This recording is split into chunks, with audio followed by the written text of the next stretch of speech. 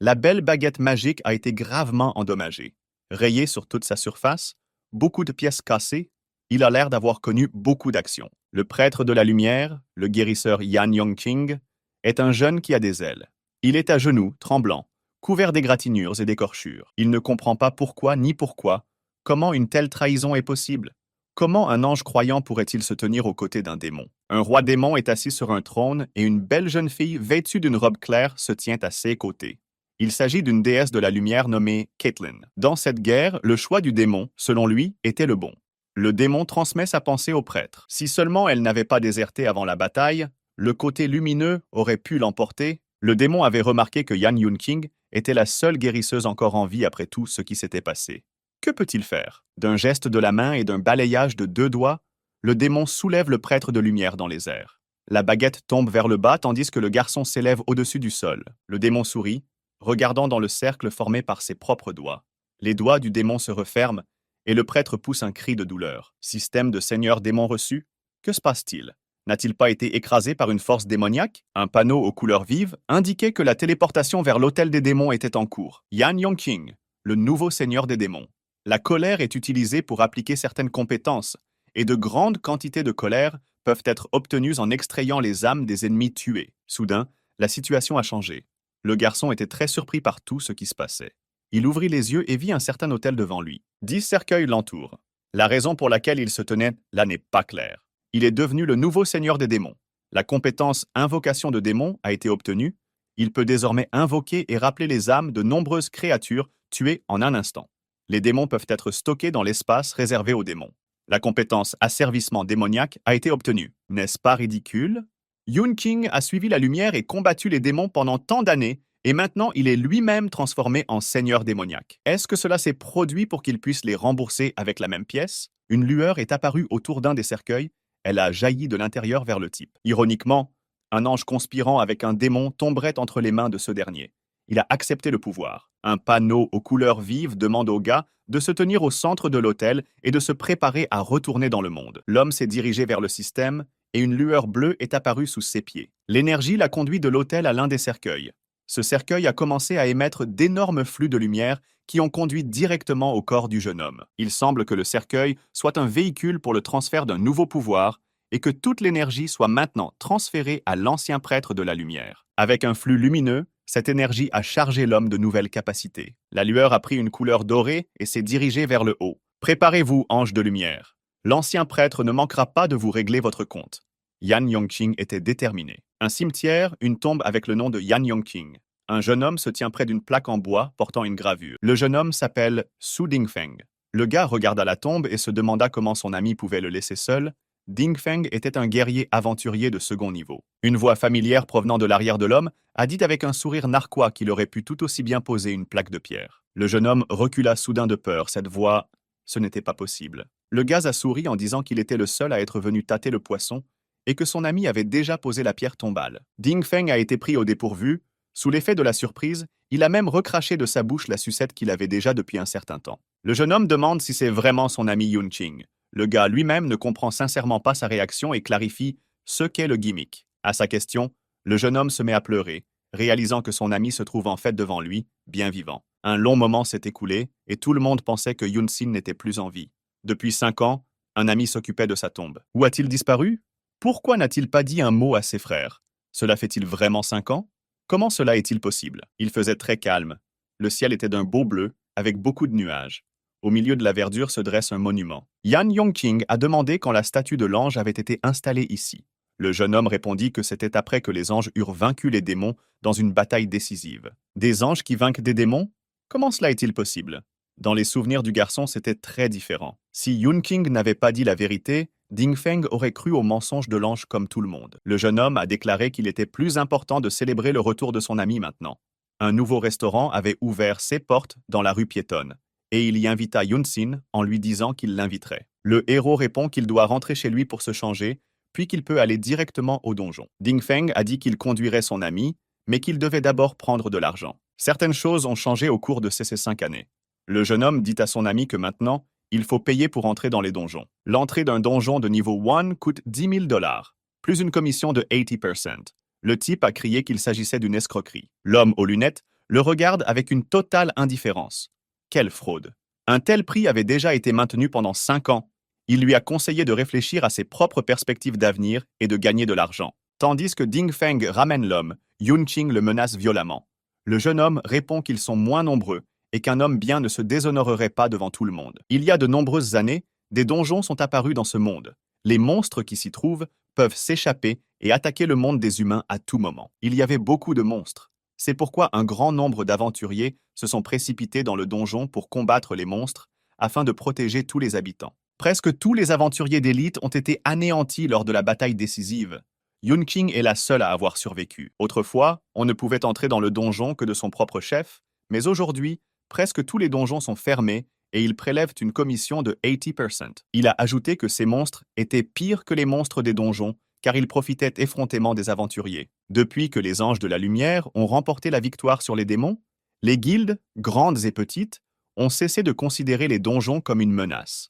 Au lieu de cela, tout s'est transformé en une vaste méthode pour gagner de l'argent. Le héros remercie sincèrement son ami de lui avoir acheté un billet pour entrer dans le donjon et lui dit qu'il le remboursera dès que possible. Ding Feng précise que Yun Qing avait un but précis pour entraîner son ami dans le donjon. Le niveau du gars est tombé au niveau 1. Alors il a emmené un ami avec lui pour se requinquer, tuer la reine à queue et la transformer en démon. Son instinct lui disait que quelque chose de dangereux était tout près d'eux. Il a alerté son ami sur ce qu'il ressentait. Il regardait fixement l'obscurité quand soudain une silhouette y est apparue. Un scorpion géant, un mob de premier niveau. Grand, avec des yeux rouges et des griffes puissantes. L'ami demande au héros de rester derrière lui et d'assister à sa performance.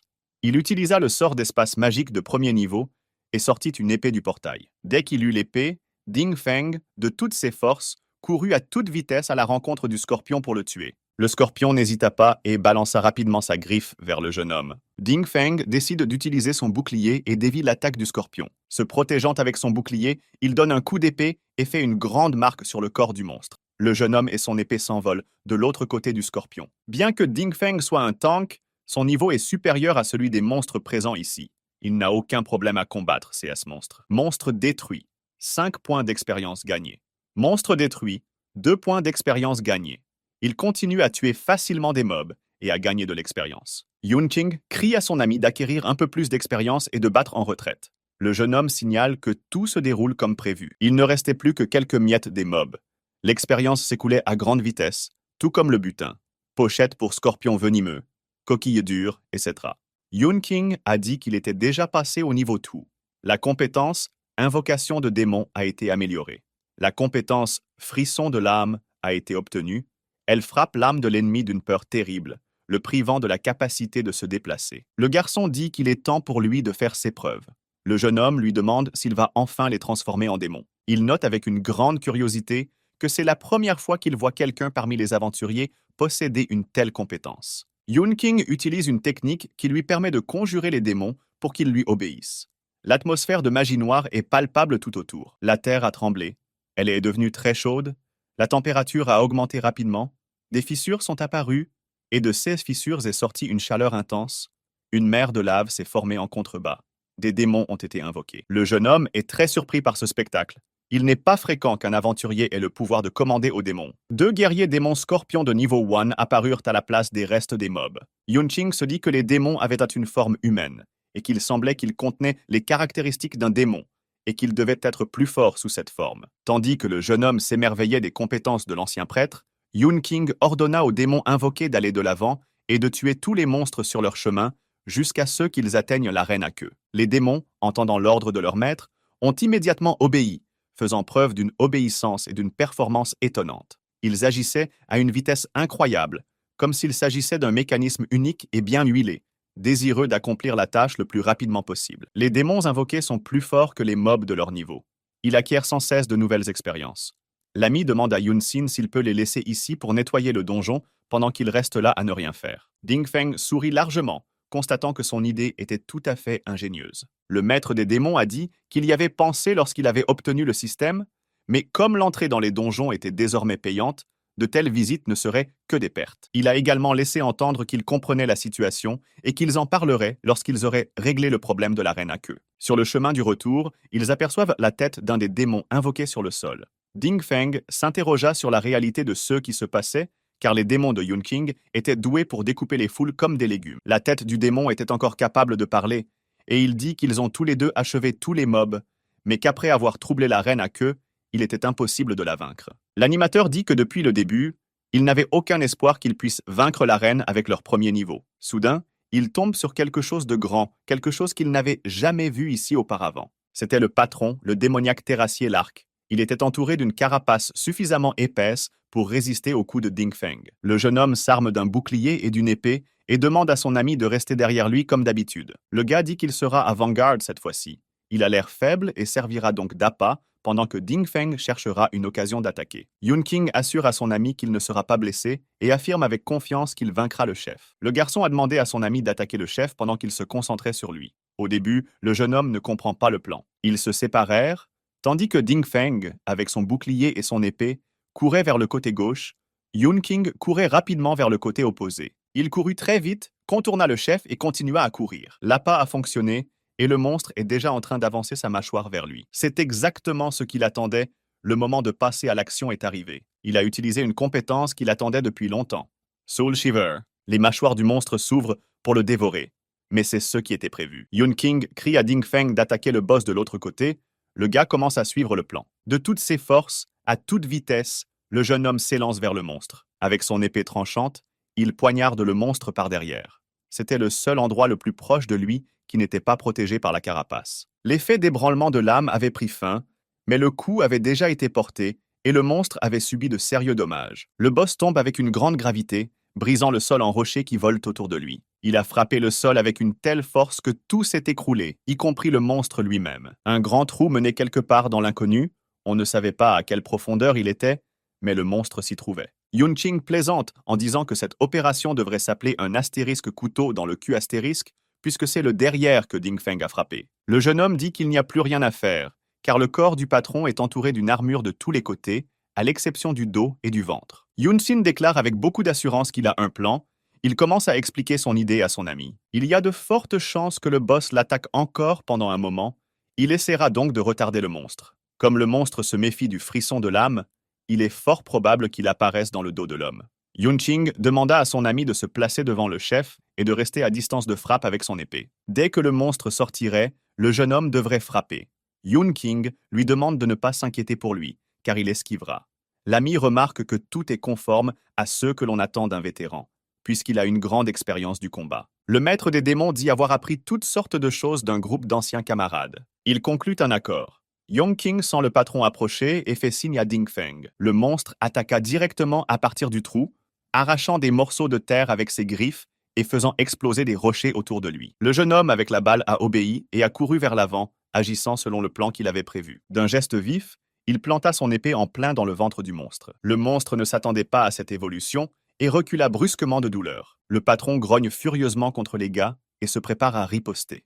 Le coup de Ding Feng était critique, mais le monstre avait encore la force de porter une autre attaque. La griffe du boss vola rapidement vers le jeune aventurier, qui réagit instantanément et utilisa son bouclier pour se défendre. Cependant, l'attaque du boss était si puissante que le bouclier de l'aventurier fut irrémédiablement endommagé, le rendant inutilisable en combat. La griffe était presque dans son œil maintenant.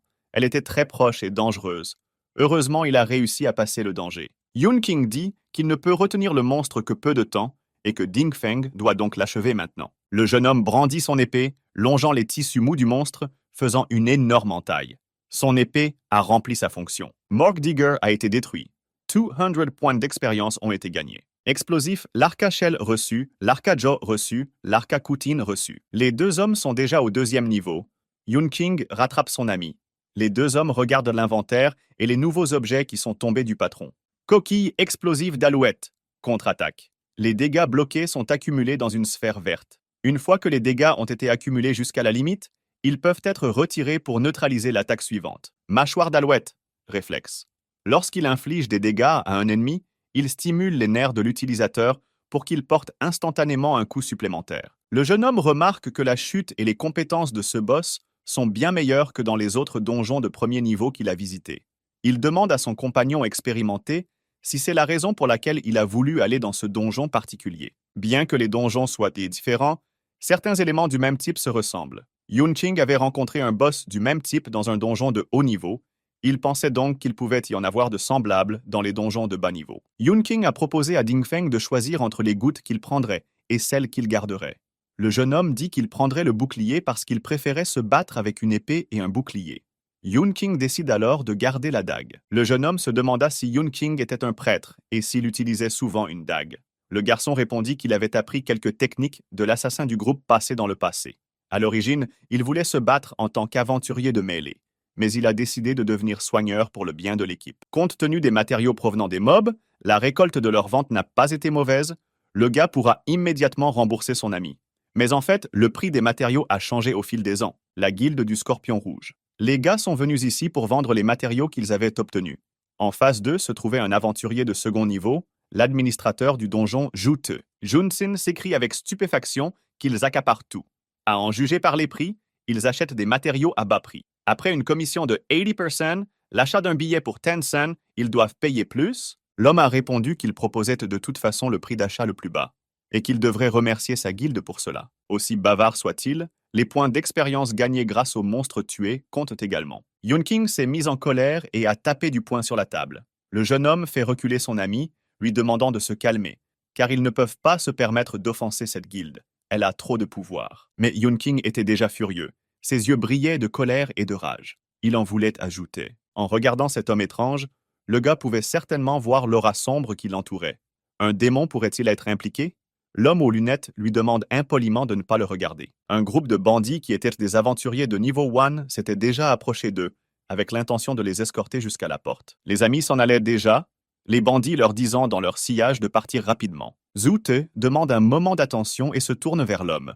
Il a dit que les questions de ce type l'avaient blessé au cœur et qu'en compensation du préjudice moral, il devrait laisser un bouclier d'espace magique. Le jeune homme demanda, déconcerté, comment il pouvait la donner, puisqu'il n'en avait qu'une.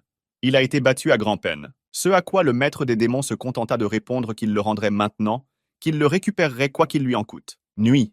Une maison vide dont une seule fenêtre est éclairée par une lumière douce, tandis que les autres fenêtres restent cachées dans l'obscurité. Les bandits aventureux qui servaient Zhu Te passaient leurs vacances dans cet appartement. Selon les informations locales, le nombre de personnes disparues dans le donjon commençait à augmenter de façon exponentielle. Les raisons précises font encore l'objet d'une enquête et les autorités invitent les aventuriers à rester vigilants. L'un des bandits demande au second s'il sait pourquoi Boss Zhu vient chaque semaine dans cet appartement situé dans les montagnes. Le second n'a pas compris lui-même et lui a dit que s'il voulait savoir, qu'il demande lui-même au patron. L'atmosphère à l'étage du bureau du patron était très lugubre et effrayante. L'endroit faisait fuir les gens par son aspect. Au milieu de la pièce sombre, Zhu Te était assis au milieu de la pièce, mangeant quelque chose avec beaucoup de plaisir, se claquant même les lèvres. Les aventuriers bandits sont devenus très tendus car ils ont entendu un bruit étrange à l'extérieur. L'un des bandits est allé voir ce qui s'était passé. En marchant, il se demandait ce que ces montagnes avaient de si beau. Il est fort probable qu'un renard et un chien errant soient passés par là et aient fait du bruit. Le bandit est choqué de découvrir qu'un énorme rocher est tombé sur leur voiture. Cela s'est produit soudainement et sans avertissement. Alors qu'il se demandait qui avait fait ça et pourquoi, Yun King réagit à la vitesse de l'éclair et apparut dans son dos. Le bandit est retourné dans la pièce. 6 collègues lui ont demandé ce qui lui était arrivé, s'il avait bu, car il était clairement en train de se balancer. Soudain, ils ont réalisé qu'il ne savait pas ce qu'il faisait. Il marchait comme sur un pilote automatique. Il portait l'effet frisson de l'âme que l'invocateur de démons lui avait appliqué dans la rue jusqu'à ce qu'il se rende compte de ce qui se passait. Au même moment, Yun King sauta sur les bandits depuis la fenêtre supérieure, balançant sa dague. Il donna un coup de pied habile au visage d'un des bandits. Le bandit s'envola sur le côté. Yun Sin, quant à lui, atterrit sur le sol à côté d'un autre homme qui lançait une sorte de sort. Des éclats ont volé, la fenêtre a volé en éclats, et l'homme que le type a frappé en premier est descendu de la fenêtre. Le bandit, qui jetait un sort à ce moment-là, était déjà prêt à le frapper. Grâce à sa vaste expérience et à ses compétences irréprochables, Yun King a pu une fois de plus surpasser ses ennemis. Son habileté et son sens tactique sont inégalés, ce qui lui permet de prendre l'ascendant sur ses adversaires. Chacun de ses pas, chacun de ses mouvements était empreint de confiance et de professionnalisme, ce qui le rendait pratiquement invincible. En 3 coups de dague nette, il tue l'ennemi qui s'effondre sans force. Les bandits sont couchés sur le côté, se tordant de douleur et de confusion.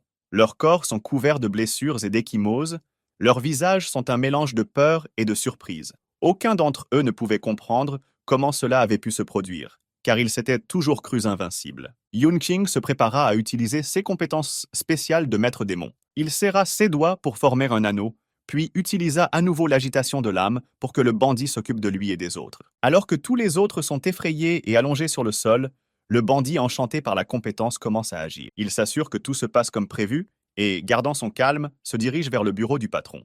Il est déterminé à s'occuper de cette affaire dès maintenant. En entrant dans le bureau, Yunqing est choqué par ce qui apparaît sous ses yeux.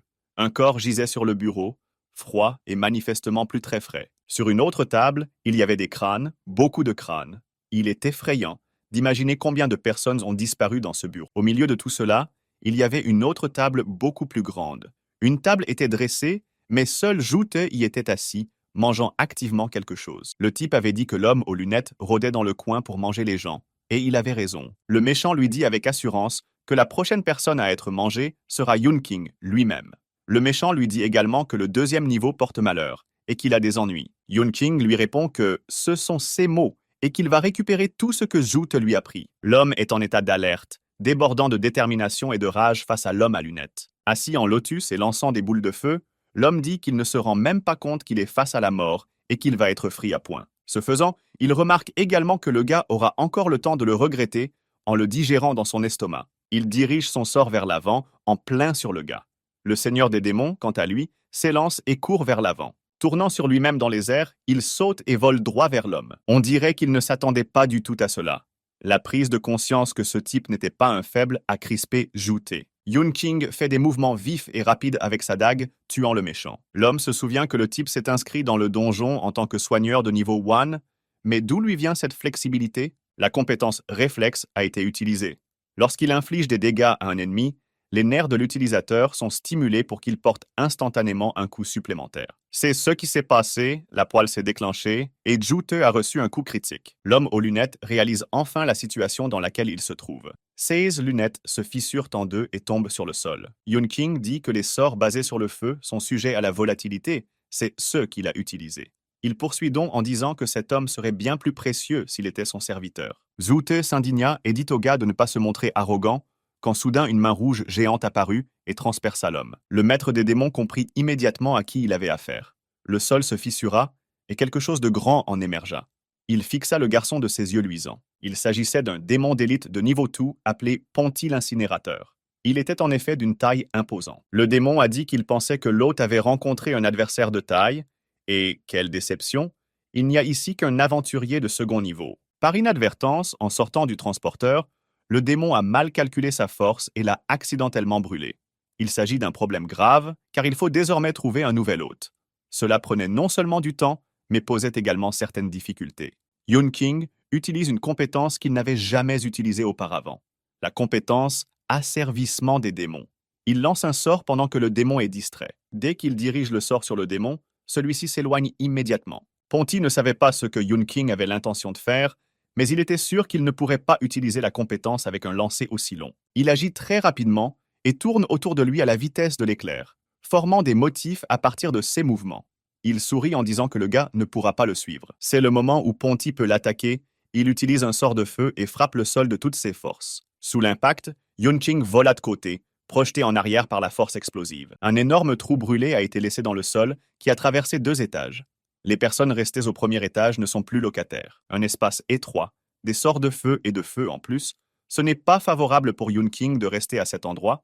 Il doit changer le champ de bataille pour prendre l'avantage. Il sauta à la hauteur d'un étage entier, et de là, courut à toute vitesse dans la forêt. Le démon dit avec un sourire en coin que le gars ne pourra pas se mettre à l'abri même s'il s'échappe dans la forêt, parce que c'est une flamme inhabituelle, c'est un feu d'enfer avec l'effet spécial supplémentaire du temps de combustion. Le feu a une raison d'être. Ce type se transformera en cendre où qu'il se cache. Ponty continue de courir après le feu, qui suit Yunqing. Le gars a réussi à s'échapper, le démon se demande où il a pu se cacher. Le démon pense que ce type est trop rusé et qu'il ne peut pas être un noble de niveau 2. Soudain, Yunqing surgit d'en haut et, d'un coup sec de sa dague, frappa le démon à la jambe. Le démon, rapide comme l'éclair, lance un autre sort de feu en réponse à l'attaque de l'ennemi. Yunqing, faisant preuve d'une agilité et d'une vitesse incroyables, esquive l'attaque comme si elle flottait dans les airs. Ses mouvements sont si gracieux et si précis qu'ils sont impressionnants. Il s'enfuit dans les bois à toute allure pour continuer sa poursuite et avoir une chance de frapper le démon. Le démon est scandalisé par le fait que ce type ait osé lui faire du mal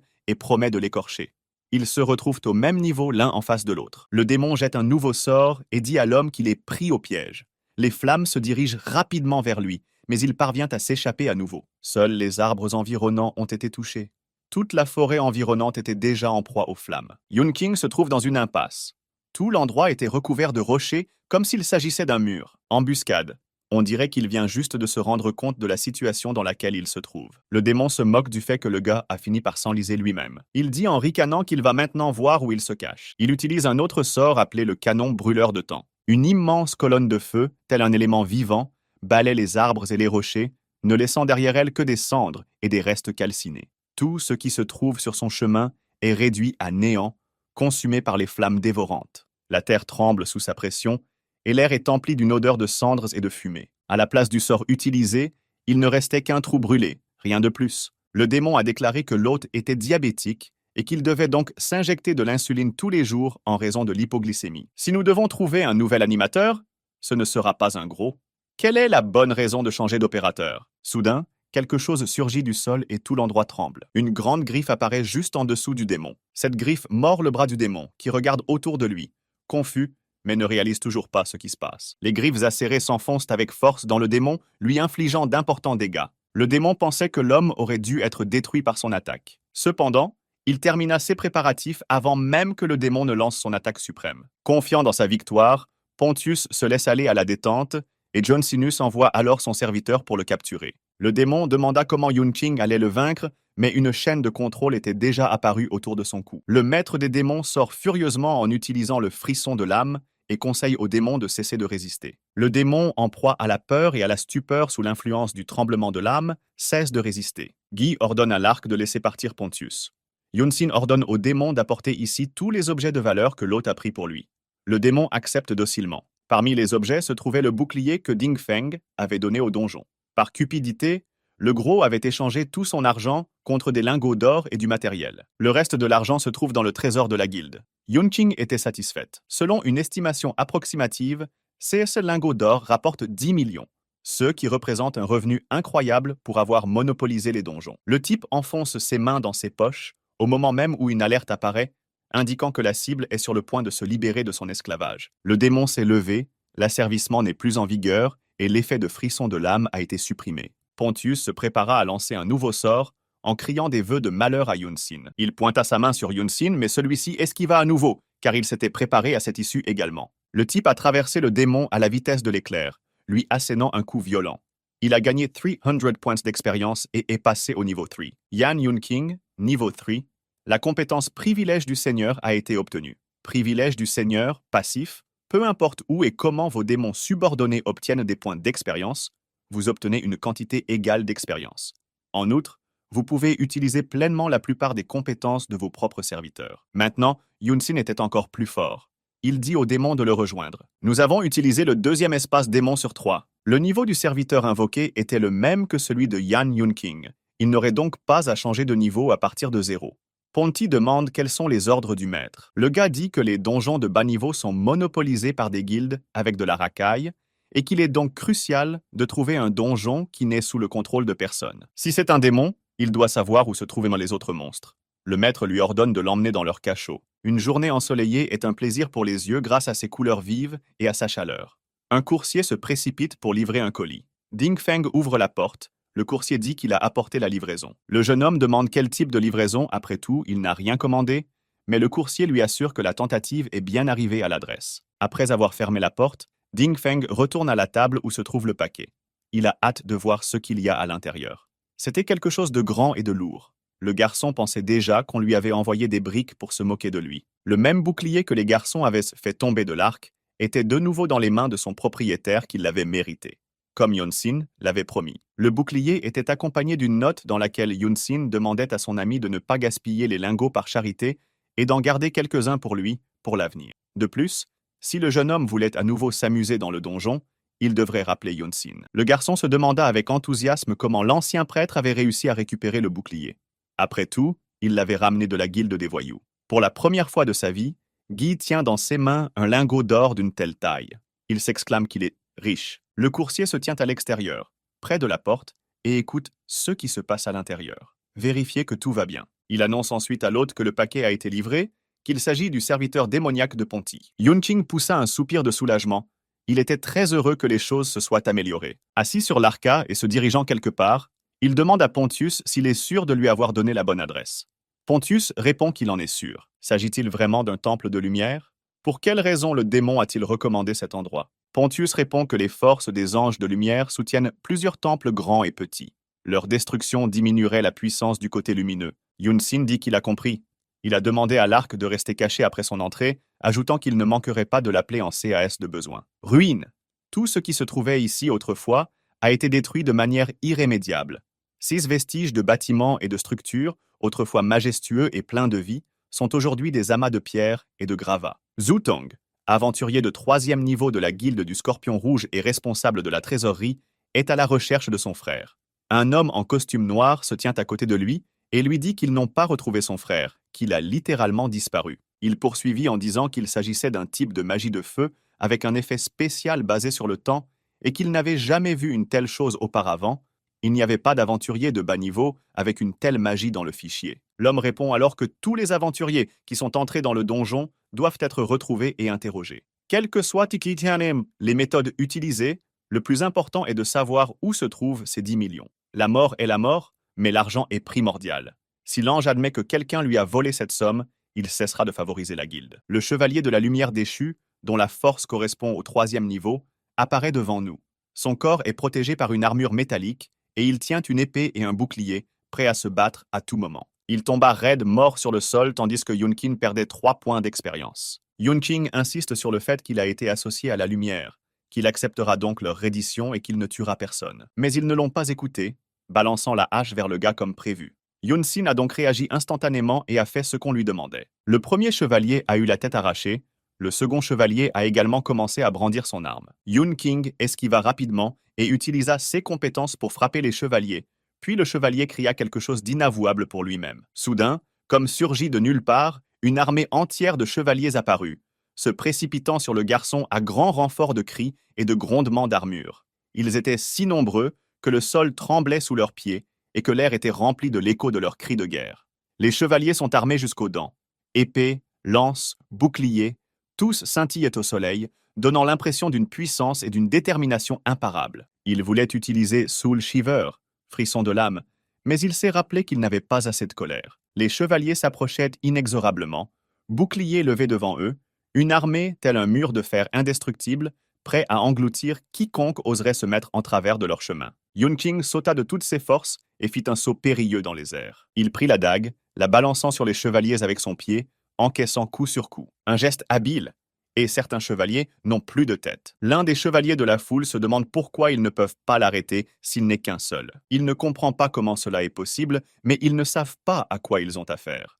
L'autre dit qu'il ne peut pas faire marche arrière. S'il se retire maintenant, les supérieurs prendront l'affaire au sérieux. Un guerrier d'élite, de niveau 3, un chevalier, un seigneur de guerre de la lumière déchue, brandit sa hache, les muscles tendus, les yeux brûlants de détermination et son armure luisant dans la lumière du soleil couchant. Il était prêt à frapper le gars, mais la hache n'a frappé qu'un morceau de terre, le fendant. Une lueur bleue recouvre le chevalier qui lance une puissante attaque de feu. C'est la compétence de flamme du chevalier. Elle tourbillonne vers l'avant, détruisant tout ce qui se trouve devant. Un très grand trou est laissé par la suite, comme la marque d'une compétence magique utilisée. Yunqing, dans le brouillard, a dit que pour traiter avec lui, le chevalier a vaincu ses propres subordonnés de ses propres mains, ce qui le fait ressembler à un démon bien plus que Ponty. À ce moment-là, Ponty, comme il en a reçu l'ordre, se prépare à fouiller le donjon. Pour bloquer cette attaque brûlante, Yunsin fut aidé par l'arc, qui couvrit son maître de sa carapace. Le gars a dit que l'arc a relayé qu'il méprisait le chevalier comme une ordure. Le chevalier commence son discours. Le chevalier promet de faire regretter au jeune homme la décision qu'il a prise de venir dans ce lieu sacré. Le chevalier lève son arme, se dispersant à une distance suffisante. La hache, qui tourne à une vitesse incroyable, fend l'air en émettant un son fort et distinctif, semblable au rugissement du vent dans un orage, et en laissant derrière elle une vibration qui peut être ressentie même à distance. L'homme assis sur le sol a vu quelque chose rouler vers lui. Son cœur bat plus vite et ses yeux se crispent. Il crie de peur de ne pas être touché alors que l'ombre de quelqu'un d'autre le rattrape. Un jeune homme vêtu d'un costume strict et aux cheveux violets s'approche de lui. Il lui tend le téléphone sur lequel figure la photo de Ding Feng et lui demande s'il sait quelque chose sur cet homme. Parce qu'il le recherche. Il y a 3 ans, il faisait partie de la même guilde. Ce dernier est-il toujours en contact avec lui? L'homme aux cheveux bouclés demande « Si ce n'est pas Su Ding Feng ?» Le tueur lui demande où il habite. L'homme aux cheveux violets était un aventurier, un assassin de niveau four, un professionnel, Nei Tahu. L'homme aux cheveux bouclés se dit que puisque cet homme a tué le chef de guilde en un instant, lui résister ne serait-ce qu'une seconde signifierait une mort immédiate. Il lui a donc donné l'adresse en détail, jusqu'au numéro de l'appartement. Il a alors commencé à supplier en pleurant d'être libéré. Tahu, quant à lui, s'amusait sincèrement du processus et a demandé s'il était vraiment si cruel que cela. Il a dit à l'homme aux cheveux bouclés de courir plus vite, le gars l'a cru et a couru. L'assassin s'est ensuite écrié qu'il l'avait piégé, qu'il avait utilisé un sort de lame magique qui atteignait toujours son but. Même si l'homme n'était pas du tout à blâmer pour la situation, il a juste été pris dans une main chaude. Alors qu'il courait, le sort l'a rattrapé. L'homme aux cheveux violets décroche son téléphone et dit qu'il doit maintenant s'occuper de ses affaires. La maison de Ding Feng. On sonne à la porte. Le jeune homme se retourne et pense qu'une livraison est encore arrivée. Plein d'enthousiasme et de joie, il ouvre la porte, mais ce qu'il voit n'est pas du tout le coursier. Un tueur au sourire maniaque se tient sur le pas de la porte et demande si l'homme est Su Dingfeng. En même temps chez Yunqin, une salle de trône majestueuse dominée par un trône de pierre massif sur lequel siège un chevalier suprême rayonnant de puissance et d'autorité. Yunqing vainquit tous les chevaliers et continua à monter jusqu'au dernier étage. Déjà au niveau 4, il s'avance avec confiance en brandissant sa dague. Le chevalier sur le trône demande comment cet insecte est entré ici. Qu'en est-il des commandants? S'est-il endormi? Yunxin demande en ricanant de quoi il s'agit et arrache le casque du chevalier commandant avec un sort et le jette sous les pieds du supérieur. Le gaz a dit qu'il s'était vraiment endormi et qu'il ne se réveillerait plus jamais. Le chevalier se dit que ce type semble être plus résistant qu'un insecte ordinaire, puisqu'il a été capable de tuer un élite de niveau 3 sans blessure. Sur le sol gisait le casque du commandant et sa vue parlait d'elle-même. Ce casque, symbole de puissance et d'honneur, gît maintenant sur le sol, comme s'il avait été défié. Ce casque, symbole de puissance et d'honneur, gisait à présent sur le sol, comme s'il avait été défié. Personne n'ose perturber l'ordre et laisser le casque du commandant dans un tel état. Le grand chevalier déclare que ce type n'a pas la moindre idée de qui il s'est mis à dos et de ceux qui l'attendent. En un instant, une épée magique se matérialisa dans la main du chevalier. Niveau inconnu. Le commandant de l'ordre des chevaliers de la lumière tombée, le juge de la puissance sacrée, Argus était ce que ce chevalier était. Il se leva et marcha vers le garçon tout en se remplissant d'énergie. Yunqing recourba immédiatement ses doigts et tenta d'utiliser le frisson d'âme. Cependant, le niveau du chevalier était trop élevé et le frisson de l'âme résista. La compétence n'a pas fonctionné. Le chevalier a réussi à étouffer la tentative du type. Il s'agit d'une surprise pour ce dernier, qui a mis toutes ses forces dans cette manœuvre. Yunqing se crispe. Il ne savait pas quoi faire, mais le chevalier n'a pas hésité à l'attaquer à son tour. Cependant, Yunqing esquiva grâce à un saut agile qu'il avait déjà utilisé avec succès lors de combats précédents. Le chevalier, vêtu d'une armure étincelante, continue d'avancer vers le garçon, balançant son épée pour tenter de le frapper. Ses mouvements sont rapides et précis, chaque attaque visant à percer la défense de l'ennemi. Yunqing repoussa son attaque avec sa petite dague, frappant l'épée de toutes ses forces. L'homme a rebondi vers le haut sous la force du coup. Il pensait que la force et la vitesse de ce boss étaient bien supérieures à celles des soldats qu'il avait déjà vaincus. Dans les airs, il fait un joli saut périlleux et prend la pause nécessaire pour lancer la compétence. Il rassemble toutes ses forces dans son poing, se préparant à frapper le chevalier avec toute la puissance dont il est capable. Yunqing lance un sort de feu qui s'envole directement à la rencontre du chevalier. Le chevalier accumulait également de l'énergie et préparait sa compétence spéciale bouclier de puissance sacrée. La compétence a atteint la cible, mais le bouclier du chevalier a parfaitement fonctionné et l'attaque du type a été repoussée avec succès. Deux compétences puissantes se rencontrent et génèrent une puissante poussée d'énergie. Il y a eu une explosion. Des éclats et des pierres ont volé autour de lui. La zone entière trembla sous la puissance de cette collision, témoignant de la puissance sans précédent des compétences utilisées. Le sol sur lequel se trouvait le chevalier était irrémédiablement endommagé. Cependant, le chevalier lui-même est resté intact. Il a commencé à me dire que le bouclier de puissance sacrée était le plus puissant de son rang. Cependant, on ne sait pas pourquoi elle a été détruite par cette compétence de flamme de bas niveau. Le chevalier n'a toujours pas compris ce qui se passe, tandis que Yunqing savait exactement quoi faire. Profitant de la fumée après l'attaque, il effectue une attaque furtive. Le chevalier, plongé dans ses pensées, réfléchit à Yun King, et son opinion est sans équivoque. Yun King, selon lui, était trop immoral, se permettant de faire des choses qui allaient clairement à l'encontre du code de l'honneur et de la dignité. Où trouver la moralité chez ceux qui ont trahi l'humanité en choisissant de servir la déesse de la lumière? Leur âme est depuis longtemps plongée dans les ténèbres et leur cœur rempli de mensonges. Comment pouvons-nous faire confiance à ceux qui ont vendu leur âme pour des promesses de pouvoir et de richesse? Le chevalier est vaincu, il s'effondre à genoux, s'inclinant devant la force du jeune homme. Serrant son épée, il décida d'essayer une dernière fois d'attaquer le garçon. Mais cette fois encore, Yun King esquiva, comme s'il s'attendait à ce coup de son adversaire. Tout en esquivant, l'homme se demandait, après tout, il venait de percer le point vulnérable du chevalier, comment pouvait-il contre-attaquer? Tout aussi soudainement, le chevalier commença à se régénérer. Toutes les blessures qu'il avait reçues ont guéri sous ses yeux. Yun King se crispe. L'effet de cette guérison a même dépassé celui qu'il avait obtenu lorsqu'il était lui-même prêtre. Il ne pouvait pas sauver un mourant avec son sort de guérison, mais le chevalier avait réussi. Le chevalier s'élança avec une vigueur renouvelée pour porter un nouveau coup au jeune homme. Sous l'effet de l'énorme force du coup du chevalier, le type fut brusquement projeté sur le côté comme un flocon sous l'influence du vent de l'ouragan. Il dit que Yun King va se transformer en cendre et qu'il n'est qu'un insecte insignifiant. Le grand chevalier utilise la compétence éclair de lumière sacrée qui jaillit directement sur le type en un énorme jet. Il n'y a nulle part où fuir, le faisceau se dirige clairement vers la cible, détruisant tout sur son passage. Rester en vie lors d'une telle attaque est presque impossible, le chevalier est donc confiant dans sa victoire. Il ne reste que des cendres et de la suie. Le chevalier regarde le ciel, tout semble être derrière lui. Il retourne vers le trône, soulagé, et se demande ce que font les gens de la guilde du Scorpion Rouge. Comment ces monstres de guilde ont-ils pu laisser entrer ce genre d'ordures ici? Soudain, il a eu une révélation. Après tout, il se souvenait de l'identité de Yun King. Il se retourne et le voit à nouveau devant lui, vivant et indemne. Encore une fois, comment cela est-il possible? Yun Shin a commencé son histoire en racontant qu'il y a quelques années, il était en première année dans l'équipe. Un membre de son équipe s'est fait voler une pierre magique rare par la guilde du Scorpion Rouge, qu'il a ensuite passée à tabac. Cet homme s'est rendu au tribunal des aventuriers en pensant obtenir justice, mais les choses ne se sont pas déroulées comme il l'avait prévu. En fin de compte, il a été condamné par le tribunal à une amende pour avoir détourné les ressources d'autrui et s'est vu retirer son statut d'aventurier. Et cette personne, en raison de son statut d'élite de la guilde du Scorpion Rouge, n'a reçu aucune punition. Guilde du Scorpion Rouge, 3e niveau Zhutang. Il semble se souvenir de quelque chose comme ceci. Un verdict injuste dans le passé. Le chevalier demande si Yun Xin lui-même n'a pas été jugé dans cette affaire. Parmi les meilleures personnes, il y a certainement celles qui jouissent de la faveur et du soutien de la déesse, tandis que parmi les pires, il y a malheureusement d'innombrables croyants sincères dont l'âme est aveuglée par le fanatisme et incapable de voir la vraie nature des choses. Que peuvent faire ces aventuriers? Knight dit que le gars n'a pu éviter cette réception que parce qu'il l'a sous-estimé. Cependant, il n'a aucun moyen de bloquer ce coup de boule et n'a nulle part où se cacher. Il abat son épée de toutes ses forces sur le sol, l'épée entrant dans le rocher sur lequel se trouvait le chevalier. Une épée gigantesque composée d'énergie lumineuse apparaît dans le ciel.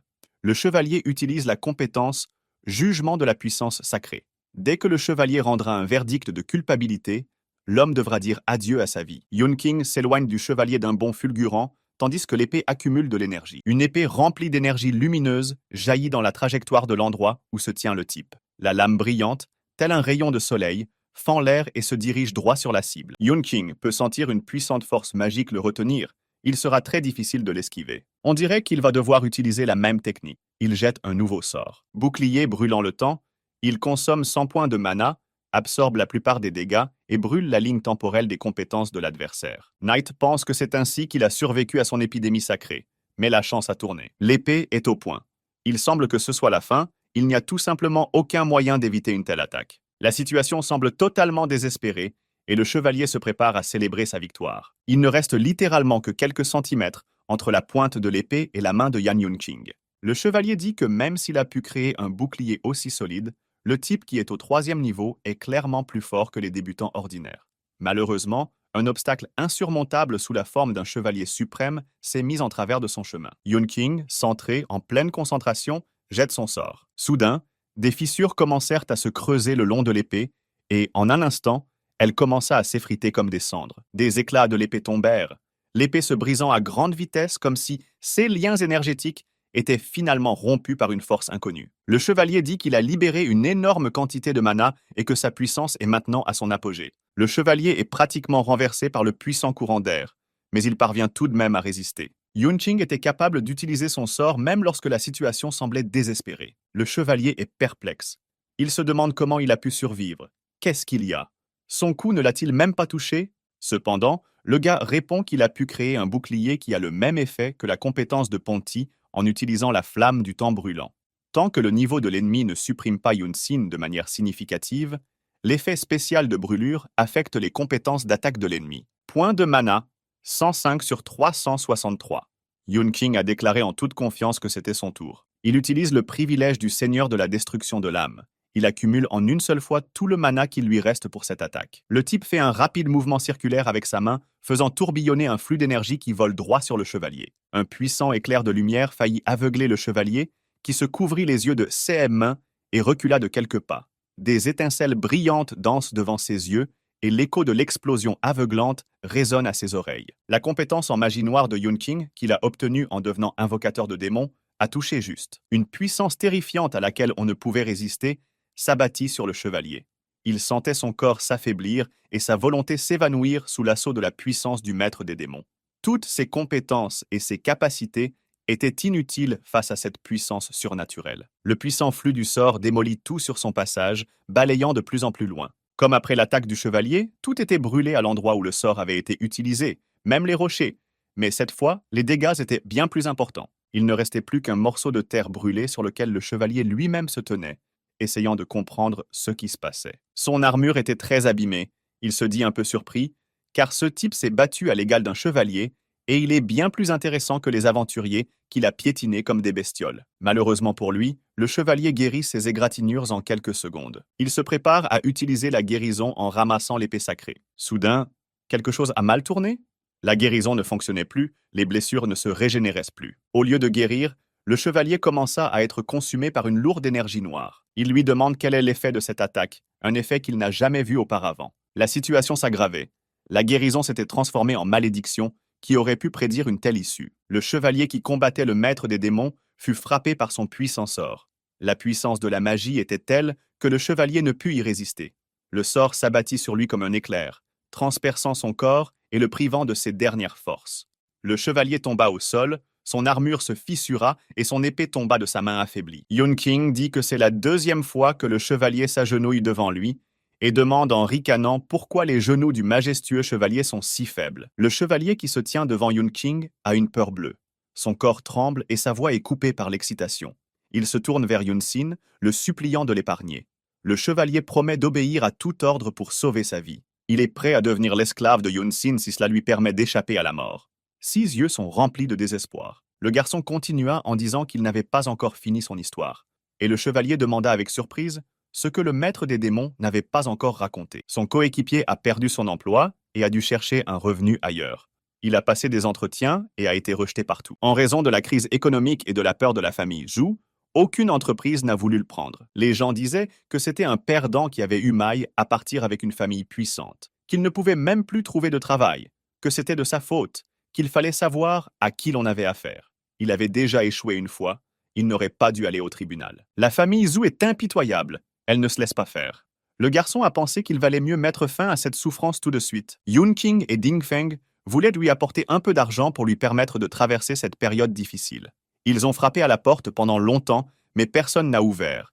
Ils ont dû appeler le propriétaire pour qu'il ouvre l'appartement, mais lorsqu'ils sont entrés, ils se sont rendus compte qu'il était déjà trop tard. Le camarade gisait sans signe de vie dans sa propre baignoire remplie d'eau. Yunqing demande au chevalier pourquoi il devrait l'épargner et prend son épée de lumière en main. Le chevalier le supplie en larmes de lui laisser la vie sauve et, en échange, il le servira et lui dira tout ce qu'il sait.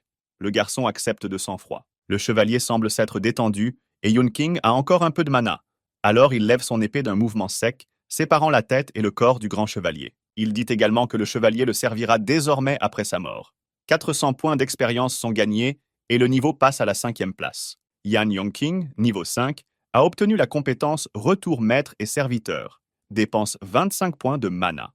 Vous pouvez invoquer un serviteur qui n'est pas là à n'importe quel moment ou ordonner au serviteur de vous invoquer. Forme diabolique dépense 100 points de mana instantanément.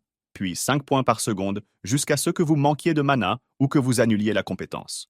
Le maître et les serviteurs peuvent prendre une forme plus forte pendant le combat, qui offre une grande résistance aux compétences basées sur l'effroi. La puissance d'attaque, la défense et la vitesse de déplacement sont considérablement augmentées, mais la résistance aux compétences légères est réduite. Guy se souvient qu'il a envoyé Ponty défendre le donjon, mais l'expérience supplémentaire ne vient pas. S'il avait atteint le niveau 5 avant de rencontrer le boss, le combat aurait été beaucoup plus facile. Yun King se demande où est Ponty et pourquoi il ne bénéficie pas de son expérience. Le serviteur démoniaque contacte le maître et lui dit qu'une situation imprévue s'est produite et qu'il s'en occupe maintenant. Ponty combat Tao tout en protégeant Ding Feng. Le jeune homme est gravement blessé. C'était une bonne chose que le serviteur démoniaque soit à proximité, même si c'était complètement par accident. L'homme aux cheveux violets demande qui d'autre se trouve sur son chemin. Ponty dit qu'il peut tuer tous les habitants de cette ville, mais que cet homme est son maître et que personne ne le touchera. Le jeune homme comprit qu'il s'agissait du démon de Yunxin et qu'il l'avait probablement envoyé ici. Ding Feng demande au démon de faire attention car ce type est puissant. Dès qu'il a commencé, le tueur n'a pas perdu de temps en préliminaire et a immédiatement utilisé toute sa puissance. Il n'avait pas l'intention de jouer ou de laisser une chance à sa victime de s'échapper. L'homme aux cheveux violets, à la force d'une seule main, l'a envoyé par la fenêtre. Les éclats, ainsi que le jeune homme lui-même, descendirent rapidement du 2e étage. Ding Feng n'a perdu connaissance que d'un seul coup, c'est une chose à laquelle il n'était manifestement pas préparé. Lorsque le jeune homme se réveille, il se trouve dans un parking abandonné et Nei Tao s'approche déjà de lui. Cependant, Ponty se trouvait à proximité et remarqua un visage familier, mais l'assassin brutal réagit instantanément au serviteur de Yun King. Ponty pensa que cet homme à la robe violette était encore plus rapide que son maître. De toutes ses forces, il le lança en direction du mur, pensant que cela suffirait. En volume, le démon a utilisé la compétence de magie du vent marcher sur l'air pour atténuer le choc. Ainsi, au lieu de heurter le mur, Ponty a pu marcher dessus, ce qui l'a sauvé dans cette situation. Tao se demande comment il est possible que Ponty soit indemne. A-t-il vraiment vu sa lame invisible? Bien qu'il n'ait pas eu le temps de voir quoi que ce soit, il a tout de même senti une légère fluctuation de la puissance magique. D'ailleurs, il y avait une raison d'être prudent. Il se heurte au mur comme si la gravité n'existait plus dans ce monde. Le serviteur démoniaque réagit rapidement à tout ce qui se passe, à l'instar de son maître. Grâce à la compétence aérienne utilisée, il réussit à rester indemne. Nei Tao était très tendu. Il semble qu'il ait complètement sous-estimé son adversaire. L'habileté de Ponty était terminée, elle a fonctionné et très opportunément. Le démon était de retour au sol. Il a déjà perdu une fois contre le propriétaire, et cela vaut également pour les réceptions inattendues depuis le sol. L'assassin hurle furieusement que ce n'était qu'une distraction et frappe de toutes ses forces le mur de son poing. Mais grâce à son agilité, Ponty parvient à rebondir sur le côté. L'homme aux cheveux violets n'est pas perdu et se prépare à attaquer à nouveau le démon. Il frappe la joue du serviteur de toutes ses forces avec son pied, le coup faisant mouche. Ponty s'envole de l'autre côté, puis d'un autre côté, l'assassin le projetant d'une surface à l'autre. L'ennemi est trop rapide et le démon n'a pas le temps de répondre à ses coups. Et le maître a interdit l'utilisation de la forme démoniaque en dehors des donjons. Ponty endure coup sur coup, encaissant tous les dégâts pour protéger Ding Feng. Le serviteur démoniaque, se trouvant dans une situation désespérée, commence à réaliser le caractère désespéré de sa situation. Cette prise de conscience le plonge dans un profond désespoir et lui fait perdre la foi en lui-même. Il commence à douter de ses propres forces, de sa capacité à relever ce défi. L'homme aux cheveux violets utilise activement son avantage. Il lance une nouvelle compétence. Les lames magiques, tissées d'énergie pure, volent vers l'adversaire avec une précision et une vitesse incroyables, en émettant un sifflement caractéristique. Ce son ne fait que souligner leur puissance inexorable et la rapidité avec laquelle ils s'approchent de leur cible. Les lames coupent littéralement Ponty en deux. Il n'y a aucun moyen d'esquiver. Ponty est blessé, il est allongé sur le sol et se dit que puisqu'il ne peut pas garder la vie sauve, que dire de ce type? L'assassin dit qu'il ne sait pas comment le démon a réussi à échapper à sa réception la dernière fois. Cependant, sa lame cachée ne manquera pas d'être utilisée. Alerte, le maître a partagé la compétence retour maître et serviteur, utilisez-la pour invoquer votre maître. Nei Tao s'apprête à porter un coup décisif en souhaitant que le démon cesse de souffrir. Ponty a utilisé la compétence invocation de seigneur démon en disant qu'il était désolé de ne pas avoir été à la hauteur des attentes de son maître. Frappant, littéralement un instant avant que la lame n'entre en contact avec le visage de Ponty, l'habileté a fonctionné. Soudain, le démon disparut comme s'il était dissous, à la grande surprise de l'assassin. Il cherche son adversaire du regard, confus. À l'endroit où Ding Feng, blessé, était assis, Yun Qing se tenait déjà debout, tenant Ponty par sa veste. L'assassin aux cheveux violets se demande quel genre de blague c'est. Après tout, il est connu pour sa vitesse, Personne n'a même le temps de le suivre des yeux. Comment est-ce possible? Yun-Sin s'indigne en disant qu'il ne comprend pas comment le char a pu se laisser mutiler de la sorte. Ding Feng dit en riant qu'au moins il est encore en vie, grâce à son nouveau frère. Le tueur est perplexe. Ce type n'est-il pas une deuxième cible? On dirait qu'il a fait son propre travail pour lui, quel idiot. Yun King le fait taire froidement en disant qu'il n'a pas donné sa parole. Netao fut choqué par l'insolence de Yun King, mais il n'avait pas encore réalisé qui se tenait exactement devant lui. L'hôte demande à Ponty d'emmener Ding Feng loin d'ici en lui disant qu'il le rejoindra très bientôt. Le serviteur est d'accord, ils disparaissent instantanément de la scène. Le tueur, tapis dans l'ombre, se prépare à attaquer l'homme sans méfiance par derrière. Au même moment, le tueur commence à parler, accusant l'homme d'arrogance.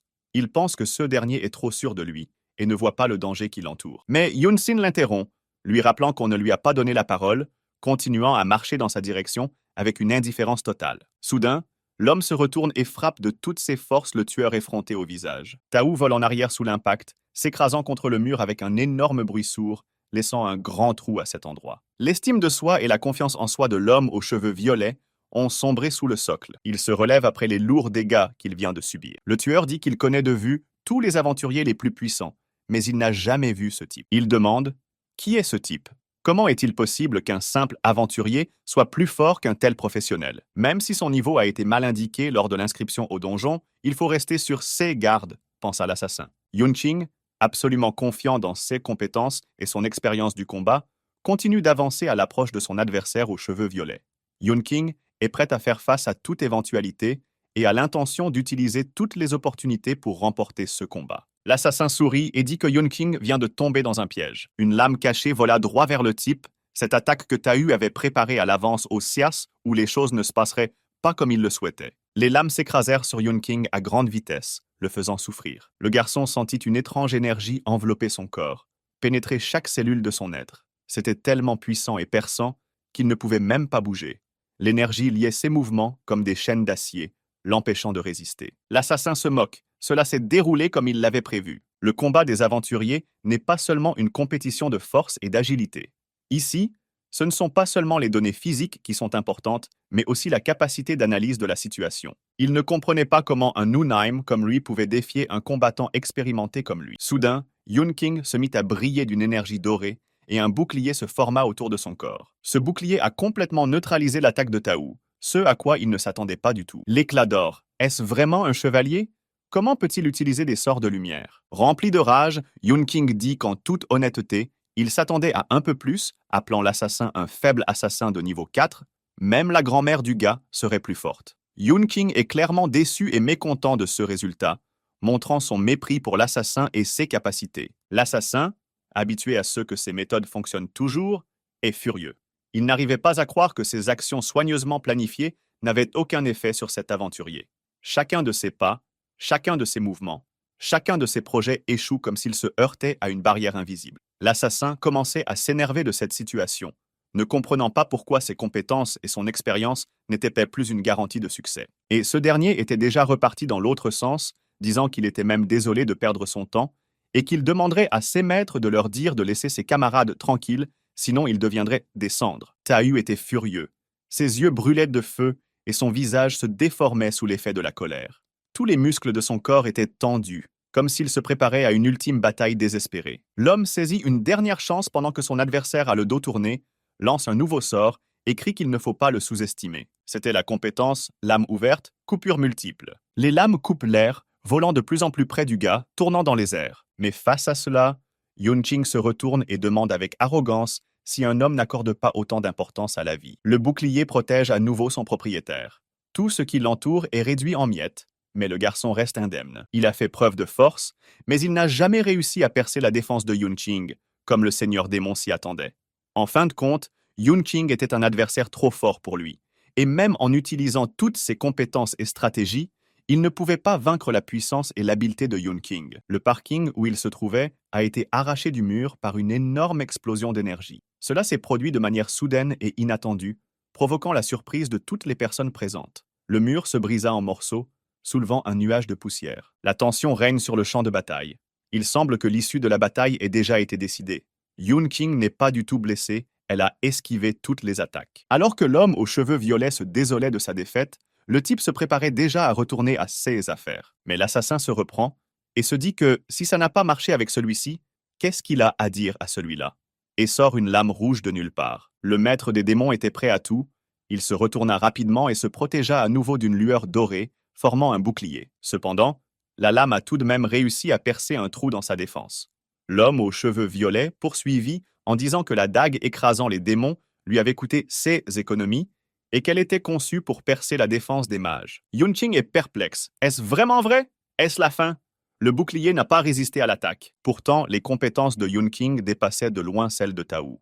Yunqing utilise S et pouvoirs obscurs. La lame a traversé le bouclier, mais elle ne pouvait plus pénétrer le corps et s'est brisée contre la défense lorsqu'elle a touché le gars. Cette lame célèbre et coûteuse, qui semblait avoir tout coûté à l'homme, s'effrita soudain comme quelque chose de fragile et de peu fiable. Bien sûr, personne ne s'attendait à une telle puissance de la part de ce type, et l'assassin était également sous le choc. Il semblait s'être transformé d'un homme ordinaire en un guerrier invincible sous les yeux de tous. Yunqing frappe de toutes ses forces le visage de l'assassin avec son genou, qui s'envole très loin sous l'effet d'un coup aussi inattendu. L'homme s'est rendu compte qu'il disposait d'une autre couche de protection. Mais comment la deuxième couche a-t-elle pu détruire sa dague? Ce n'était pas clair. Yunqing vola à la rencontre de l'homme aux cheveux violets en criant qu'il ne pouvait pas être touché. Après tout, si Yunqing blesse Tao, le scorpion rouge s'en prendra à lui pour en finir une bonne fois pour toutes. Le type répond froidement que c'est ce qu'ils ont envoyé faire à Taha, mais que cela n'a rien donné. La justice est restée longtemps dans l'ombre, mais ses rayons ont enfin éclairé toutes les fautes commises par le jeune homme aux cheveux violets. Il a beau essayer d'échapper à la punition, le châtiment le rattrape, et chacun de ses crimes, petits et grands, joue un rôle dans sa chute. Désormais, il n'est plus parmi nous. Son corps se scelle dans la montagne de toutes ses forces. Yunxin ne se retient pas du tout. Il veut que l'arrogant Tao ait ce qu'il mérite. On dirait qu'il est mort et qu'il ne fera plus de mal à personne. Ponti et Dingfeng assistent de loin à ce spectacle et admirent Yunxin. Ponti affirme que l'hôte a déjà maîtrisé ses compétences et qu'il a pu les combiner avec ses caractéristiques, les élevant ainsi à un niveau supérieur. Le jeune homme répond qu'il pense qu'il s'agit simplement d'une suppression de classe. Un haut niveau fait beaucoup de dégâts et en reçoit peu, même si la défense et l'attaque d'un bas niveau ont les mêmes valeurs. Ponti répond avec respect et dévotion que c'est un plaisir de servir un maître aussi brillant. Il est fier et espère la renaissance du clan des démons, qu'il croit possible sous la direction de ce chef talentueux et puissant. L'aventurier Neitaou est détruit et 250 points d'expérience sont gagnés. Neitaou Killer HS est obtenu et peut être transformé en démon. Il s'est avéré que tuer des gens donnait aussi des pointus d'expérience, et même plus d'expérience que les donjons de même niveau. Il n'avait jamais fait une telle chose auparavant, et l'alliance de la guilde l'interdisait. Il s'avère qu'il est plus facile de gagner de l'expérience en tuant des aventuriers qu'en nettoyant des donjons. Donjon du 3e niveau tunnel. Une bataille est en cours. Plus 50 points d'expérience. L'homme au manteau massacre brutalement l'aventurier masqué tout en s'amusant. Voici Zhu Ying. Niveau 6, guilde du Scorpion Rouge, aventurière et soutien. Quelque part, on se demanda si Zhu Ying avait accidentellement massacré cette personne. Il répond qu'il s'ennuie lorsqu'elles disparaissent si rapidement. Il dit qu'il voit son frère travailler dur sur le pompage de niveau et demande ce que l'homme fait ici, puisqu'il n'est pas intéressé par le pompage de niveau. L'homme en costume rouge dit qu'il était simplement curieux de savoir pourquoi Zhu Ying leur mettait des masques. Zhu Tong, niveau 3, guilde du Scorpion Rouge, aventurier. Zhu Ying a-t-il peur que leur visage lui revienne dans ses cauchemars? Le type répond qu'il ne fait pas de cauchemars et que les masques l'aident à se concentrer sur leurs yeux, où il voit la lumière de la vie s'éteindre peu à peu. Avec un sourire maniaque, il déclare que cela lui remonte le moral. Il demande à son frère ce qu'il voulait. Après tout, il est clair qu'il n'est pas venu par amour fraternel. Son frère lui demande de ne pas dire cela et lui suggère d'acquérir de l'expérience. Il aime tuer les aventuriers. La cible est un aventurier de niveau 5. Il aura beaucoup plus d'expérience que les 3 autres. Toon montre la photo à Ying et lui demande ce qu'il a à dire. C'était une journée ensoleillée. L'immeuble où vivent les héros projette une ombre sur le sol. Yongqing et Dingfeng sont dans l'appartement. L'un d'entre eux s'exerçait avec un haltère lourd et l'autre était simplement allongé sur le côté. Yunqing demande pourquoi il s'entraîne déjà alors qu'il vient de se remettre de graves blessures. N'est-il pas trop tôt? L'ami lui répond que l'entraînement permet de reprendre des forces. Il lui demande alors pourquoi il est resté assis à la maison tous ces jours parce qu'il voulait faire de l'exercice. Yunqing répond que qui dit qu'il ne pompe pas? Il obtient de l'expérience supplémentaire grâce à ses serviteurs, ce qui lui permet de continuer à pomper. Un donjon de niveau 6, un nid de boss, une bataille s'engage. Toute la compagnie des serviteurs de Yunqing est occupée à travailler. Ponty ordonne aux autres démons d'être plus énergiques et de ne pas être paresseux, tandis que lui-même reste sur la touche. Il donne activement des ordres. Un serviteur démoniaque de niveau 5, un incinérateur Ponty. Un serviteur démoniaque de niveau 5, un creuseur d'alouettes. Tous les serviteurs sont rassemblés en un même lieu. Serviteur démon de niveau 5, assassin de Neitahu. Serviteur démon de niveau 5, juge Argus. Tahu n'apprécie pas qu'ils servent le même maître et demande pourquoi le gros homme leur donne des ordres. Mais il n'est même pas en forme de diable. Alors que d'autres s'activent, lui se gratte la langue. Ponty dit sarcastiquement qu'il a très peur de Taha, mentionnant qu'il a commencé à servir le maître avant tout le monde, y compris l'insecte puant, mais l'insecte n'est pas très intelligent, alors Ponty a pris la relève. Alors que l'arc était distrait par les insectes qui lui ressemblaient, Neitahu décida de prendre l'initiative. L'assassin a proposé à l'incinérateur de déterminer qui était le plus digne d'être responsable, mais Ponty s'est mis en colère. Sans hésiter, le démon de feu s'envola à la rencontre de son collègue pour prouver qu'il était le meilleur ici. Les règles ont été convenues. Celui qui apporterait le plus d'expérience à l'hôte gagnerait. Tout un tas de démons cornus de niveau 5 étaient apparus, tous armés. Ponty utilise SS compétences en matière de sorts de feu en lançant un tourbillon de vent enflammé. Cela a fonctionné, les démons ont brûlé, et l'expérience en grande quantité a continué à couler vers l'hôte. Tous les Cornus sont devenus des squelettes carbonisés. Aucun de ceux qui se trouvaient aux côtés de Ponty ne pouvait supporter une telle puissance. Les squelettes se sont littéralement effondrés sous nos yeux, les cendres de leur combustion volant en éclats. Ponty était très content de lui. Enfin, il était beaucoup plus fort sous forme de démon. L'un des démons a presque réussi à frapper le démon, profitant du moment où il était distrait pour se féliciter. Heureusement, il n'y a pas eu de coup, mais un démon a fait sauter la tête d'un autre. Neitahu ricane en disant qu'il semble que Ponty s'emballe un peu trop. Apparemment, Ponty voulait s'approprier tout le butin avec une attaque AOE. Cependant, il n'est pas le seul à disposer de l'AOE.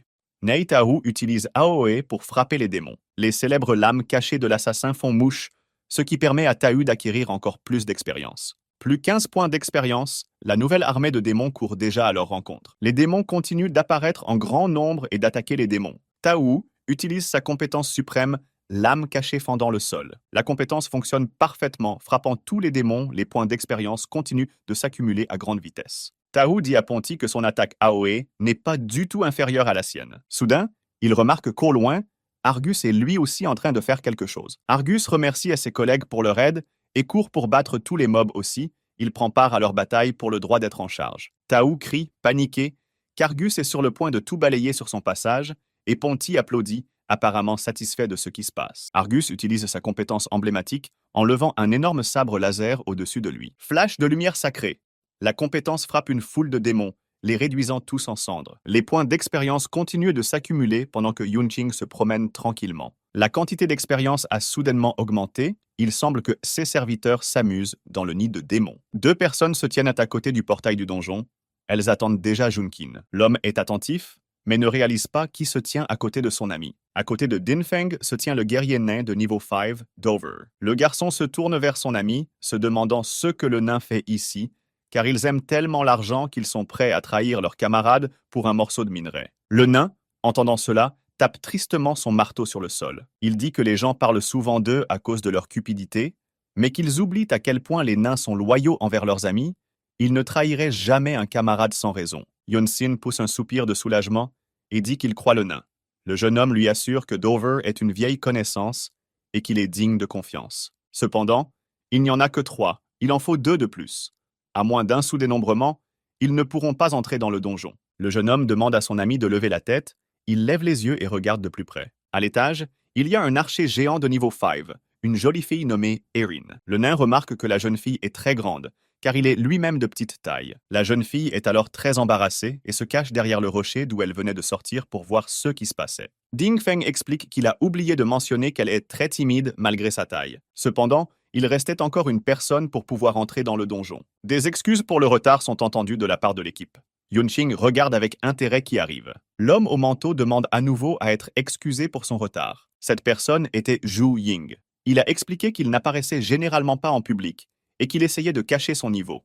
Tout le monde devrait croire qu'il était un débutant. Le jeune homme explique qu'il s'agit d'un nouveau venu qui lui a été présenté par son ancien chef de guilde et qu'il a décidé de l'emmener avec lui. Bien qu'il soit d'un niveau peu élevé, il jouit d'un grand soutien. Yunqing, en tant que voyageur et explorateur expérimenté, a toujours eu une intuition bien développée et la capacité de sentir le danger, Sa voix intérieure a commencé à insister sur le fait que quelque chose n'allait pas ici. Ils entrent dans un donjon de niveau fou appelé la Forêt Enchantée.